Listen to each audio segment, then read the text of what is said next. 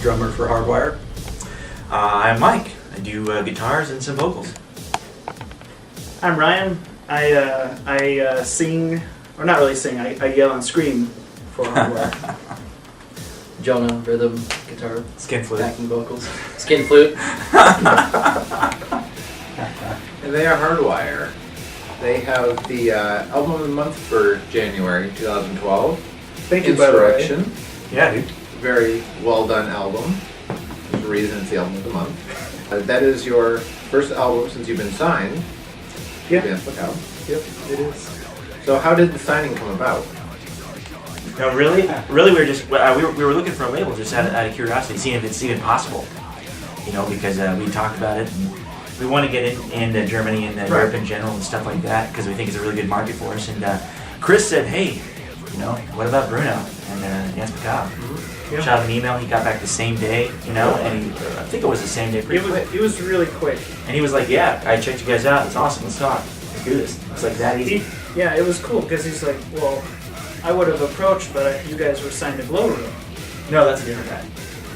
No, That's that's not Bruno. No, that's a guy from a different label. No. I don't believe you. No, I'll show you because I emailed them both, dude. I think they both said that. No, but I'm pretty sure No, Bruno didn't say that. I Lovers quarrel. They do it all the time. I emailed Bruno got back right away and said, "Yeah, you totally review this because it's way cool." And the guy from we talked to him and or I talked to It took him. 3 years to come out with that record. Yeah. No, it was that guy. Wait, who did we email last? no, but yeah, he was the one that said it, and I talked to him a little bit more, and you know, and Okay. I think you're right. I'll show you the emails. No, you didn't. Okay, I'll show you my emails. Alright, I want to look at him. Anyways, Anyway, So we signed a Dance Macabre, and it turns out that Chris has a bunch of friends that are already on Dance Macabre that we didn't even realize were on the label. well, not only that, but he's got a lot of friends in Germany in general on like Out of Line and stuff like that. Some of the guys we know. He's just got a lot of Yeah. friends. Yeah, Chris has a lot of friends. a lot of boyfriends.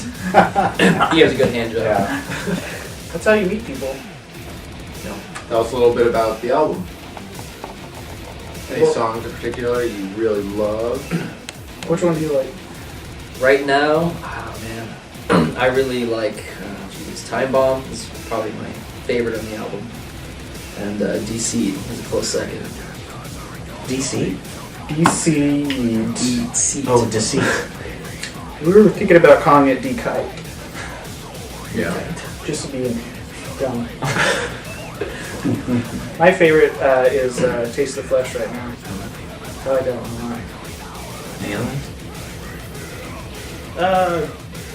Actually, for playing live, I really love to play Burn It Down. Yeah. Yeah, something about when I start singing those lyrics, it's probably one of the, I could connect most with those lyrics in that song than any of the songs we've written. So as soon as I start singing it, I really want to sing it real bad. For some of the songs, I'm like, oh, what am I singing about? I'm singing about robots. And He's the first time he really put himself into the lyrics. His Right. own. yeah, everything's kind of been like abstract or post-apocalyptic, and nothing, it wasn't really about like personal. And that was probably one of the first ones was really personal. Well, you could have made the ones about robots personal. All you get a robot. Yeah, I tried to get a robot actually. Got seized by I customs. ended up getting a Roomba, Okay. which was as close. I drew a face Type of on it. robot. I talked to it. It doesn't talk back to us. I think I like God Help Us All. I mean, not that it's necessarily one of my favorites. Well, it kind of is. I mean, because knowing that we were gonna have Anish, do vocals for it, and he helped with the song, we spent so long reworking the song, redoing it, and stuff like that. I mean, he probably did vocals for it and he did vocals here at one point, and then he redid them back in Germany, and he actually gave us input because the song was actually a lot faster than it is. And he wanted us to slow it down. He gave us input on arrangement and stuff like that. And we changed it a lot. Yeah, we changed it a lot. It came out way better. So I really dig that. Like, I think it's got a really good structure, and like a lot of changes are really cool and stuff like that. I like the C, probably my favorite. Yeah, it's a good one too. It's another one we spent a long time on. Yeah. But really, It's a tough question on this one because I like all the tracks on the album. Initially, when we first started work on the album, we kind of sat down and was like, what are we gonna do? We wanted to do something and kind of broaden the horizons a little bit. And we're all fans of like the old school EBM style, like Old Knights Rev and Decrups and DAF and getting really old school. Right. So we wanted to kind of, how can we combine, that style with our style? And we're like, well, let's just throw it across the board and intertwine the two and have some old school EBM songs, and we'll do some straight, hard, heavy songs like we did with Time Bomb. And No Regret is like straight old school EBM sound, and Deceit's kind of a combo of the two in one song, so I really like the way that turned out. So yeah, I'm happy with the whole album, really. I think it's probably some of the best work we've done so far. Yeah, like we really wanted to have a diverse album. We didn't want I think somebody at one point called us a one-trick pony. Right. From, I don't know if it was a review or somebody to my face or something like that, which is fine. Everybody's welcome to an opinion. But we really are like musicians and stuff like that, And I don't want to have an album that just every song sounds exactly the same, because we have a lot of different interests and tastes and stuff like that. So we wanted to basically do whatever we wanted to do. I mean, like if Jonas said I wanted to do it like a banjo lullaby or something, we would probably find a way to work it in. Because this was the first collaborative effort where every person in the band actually had 4 pieces instead of just these 2, actually wrote the songs. And I think that's one of the reasons it's so strong, is because everybody had their own input and it shows. Right. Yeah. Well, it started with Conflict, that song, and then also Ultimate Price. I think that was the biggest culmination of us working together. It was one of our greatest songs when we first we're all working now, we're all making this happen. Yeah. And then just continued on from there. It's definitely been getting better, I think. Growing. Because someone just found, we used to give out these demo CDs all the time, and someone found like all of them, a whole bunch of shit that I lost. Right. Like I've gone through probably like 7 computers since we started, and I have seriously lost whole songs, like everything. I don't even have like the finished version of it. Mm-hmm. And this dude found all these songs and gave them to me, and I was listening to them the other day, and fuck was I thinking? People listen to this? Yeah. And what's funny is some of the tracks got played on the radio.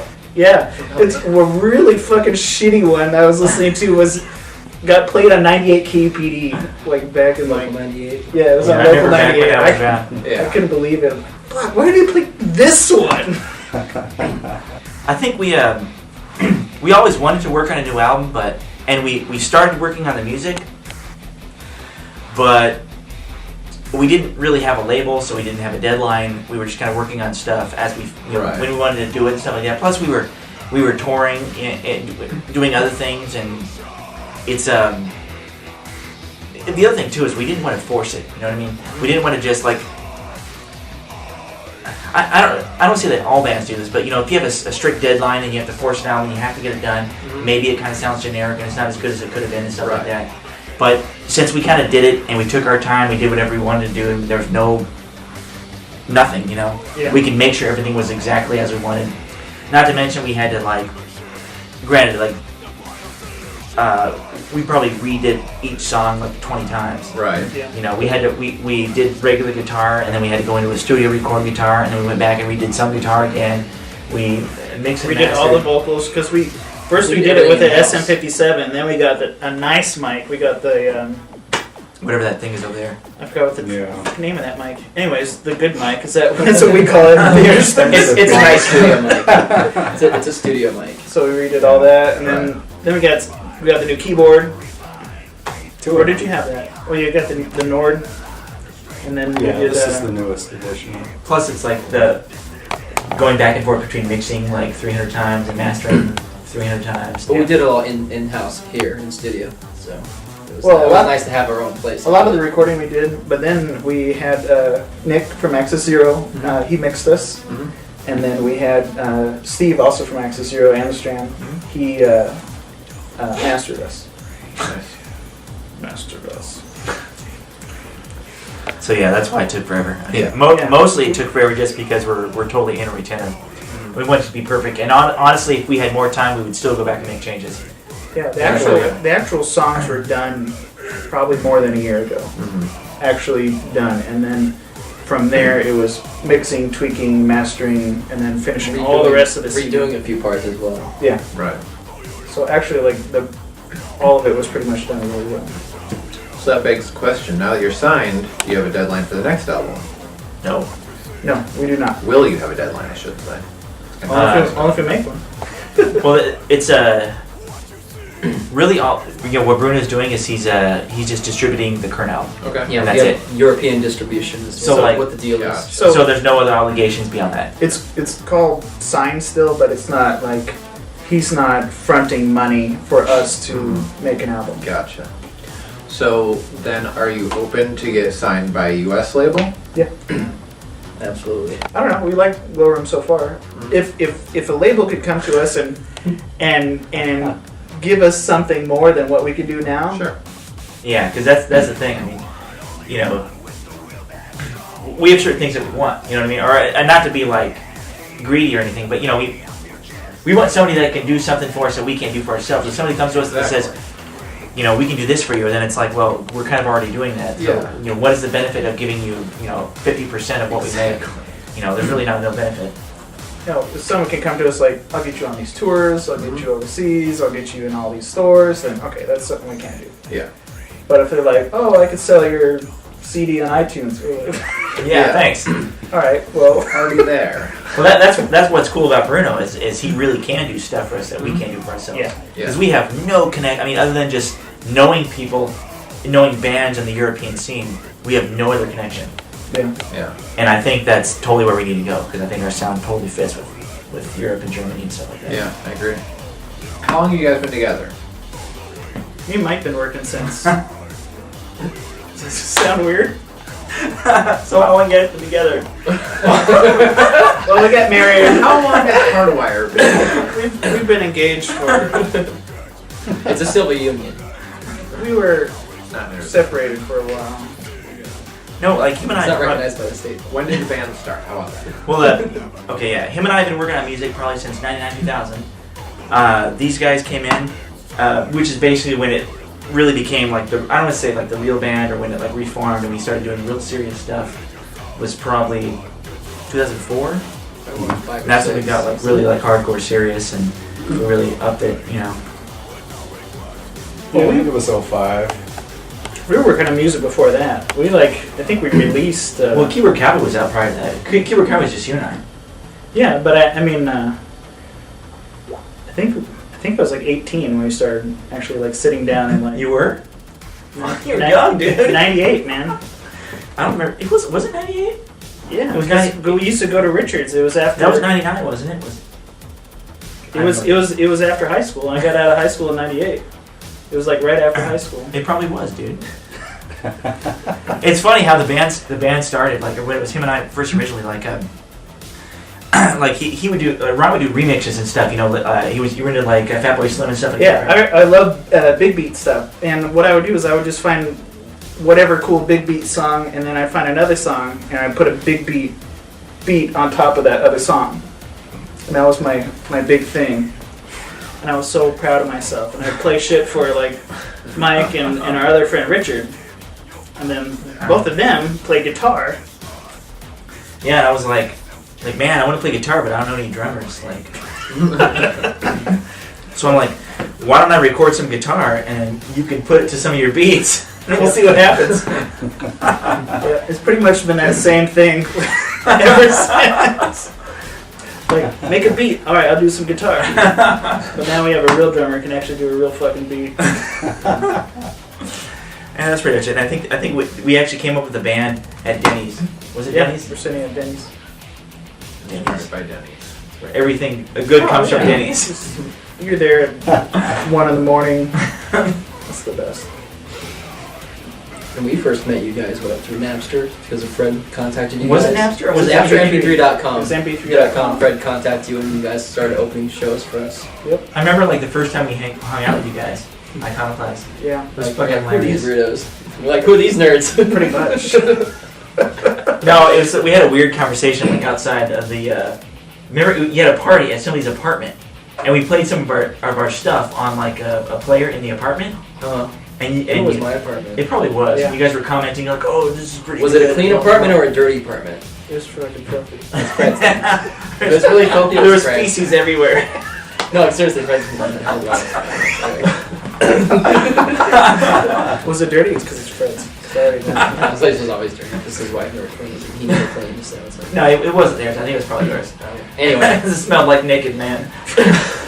my first Smelled like butt sex. my first show with you guys was the release of when we did that film festival, the Great American Stunt. That wasn't the first show. No, with it us. wasn't. That was my first show with you guys. Oh, when you played. Nick was drumming. Oh. You meant when you played on stage. Yeah, when we played on stage. The first show we with you played. guys. Nick was drumming back then Yeah. too. Oh yeah. Nick, who is now in Hexus Zero and Sing Round. But I remember like outside of your apartment, we came out. Ryan and I came out, and I'm like, because you guys were like big. You guys were like already playing like really big shows and stuff. And I was like telling Ryan, like, oh man, these guys are awesome. We need to like be good friends with these guys because we need to do some shows. Maybe they'll get us to do shows, man. Maybe they'll let us play with them. Yeah. Turns out you're in the band.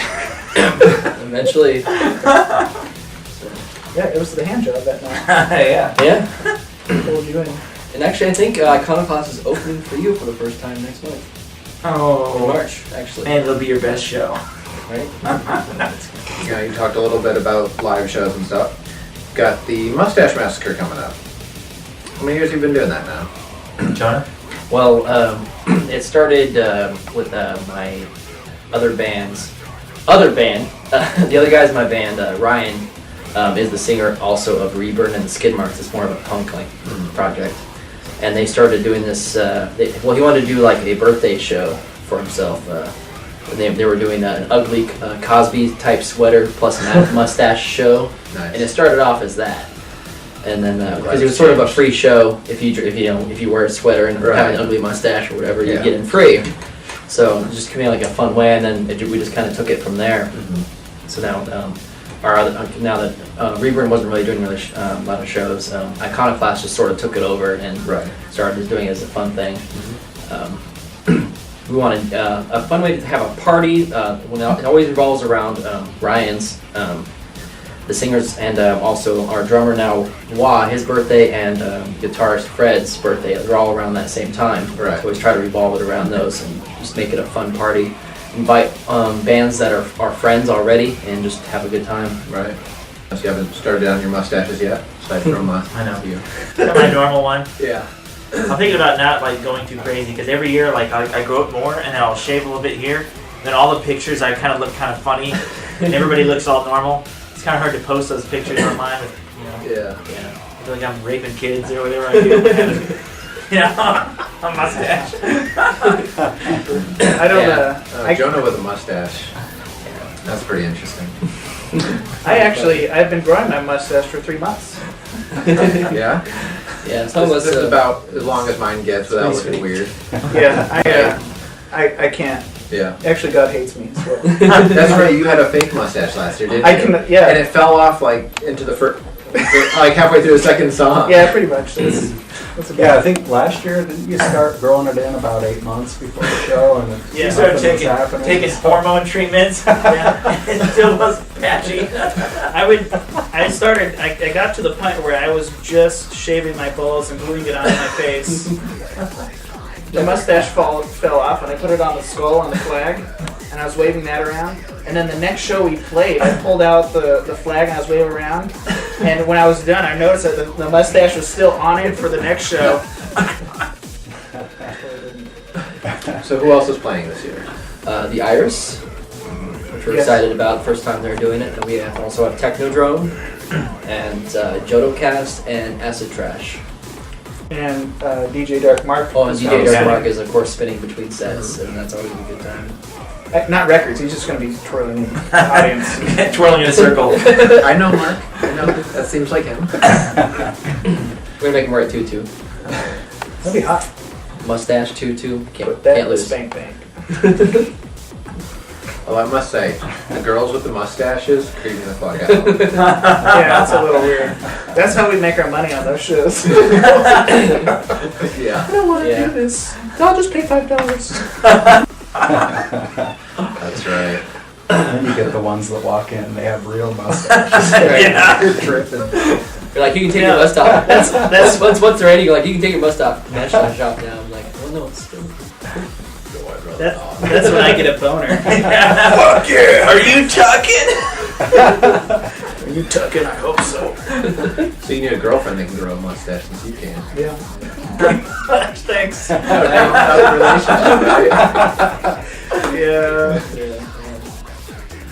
I cry at night because of my mustache.